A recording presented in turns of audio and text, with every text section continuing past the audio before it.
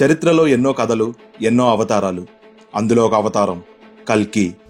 మహావిష్ణువు అవతారం కల్కి చీకటిని చీల్చి వచ్చేటట్టు భారత జట్టుపై 28 ఏళ్లుగా నిండిన చీకటిని చీల్చి వెలుగు నింపిన మన భారత జట్టు కల్కి మహేంద్ర సింగ్ ధోని. ధోని అంటే కేవలం ఒక పేరు కాదు, ఒక పవర్, ఒక చరిత్ర. ఆయన పేరు వినబడితే చాలు శబ్దంతో శంఖాలు మారుమోగిస్తారు జనం. అతను బ్యాటింగ్కి వస్తే ప్రపంచంలో ఎంతటి గొప్ప బౌలర్ అయినా భయంతో వణుకుతాడు. ప్రపంచంలో స్పీడ్ అంటే లైట్తో కొలుస్తారు, కానీ క్రికెట్లో స్పీడ్ అంటే ధోని స్టంపింగ్తో కొలుస్తారు.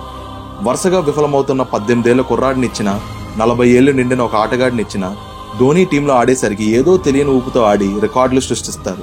ఒక ఐసీసీ ట్రోఫీ గెలవడం ఎంత కష్టమో గత కొన్నేళ్లుగా మనందరం చూస్తున్నాం.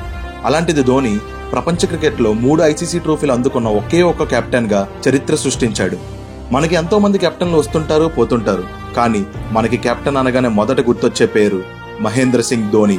భారత జట్టు చరిత్ర రాసినట్లయితే అందులో ధోని అనే పేరు స్వర్ణాక్షరాలతో లిఖించబడతాది.